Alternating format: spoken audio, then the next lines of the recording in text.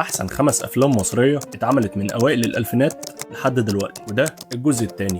مبدئيا كده اختيار الافلام دي كان ذوقي الشخصي، فانت ممكن تختلف معايا فيها عادي. تعال نبدا برقم 5 على طول، وهو فيلم عجمست.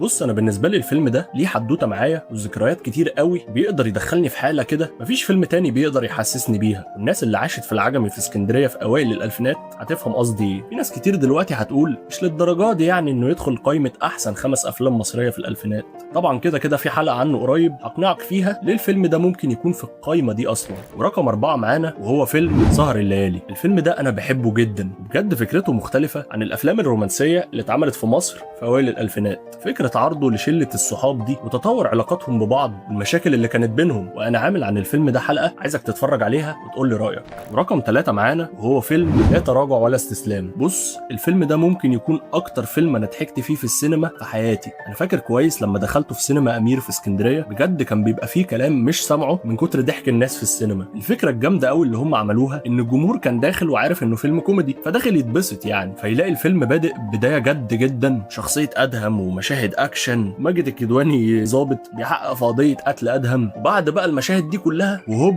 يفاجئك بظهور شخصيه حزلقوم. صريخ ضحك. الظهور الاول لشخصيه حزلقوم في المشهد عمل حاله رهيبه في السينما، خلاص هو ضمن ان انت اي حاجه هيقولها الشخصيه دي هتجيب ضحك. ورقم 2 معانا، وانا عارف ان انت مستني تسمع الفيلم ده، وهو فيلم ابراهيم الابيض. عشان ما تزعلش بس، بص الفيلم ده في ناس بتحبه جدا وناس ما بتحبوش خالص، بس انا بالنسبه لي ده من احلى افلام احمد السقا، ده بعد تيتو طبعا. مشكلتي الوحيده بس مع الفيلم وده اللي خلاني ما احطهوش في اول جزء، ان ده فيلم ما تتفرجش عليه كل يوم الصراحه، لكن طبعا ليه وقته كده ومود معين تبقى عايز تتفرج عليه. ورقم 1 معانا وهو فيلم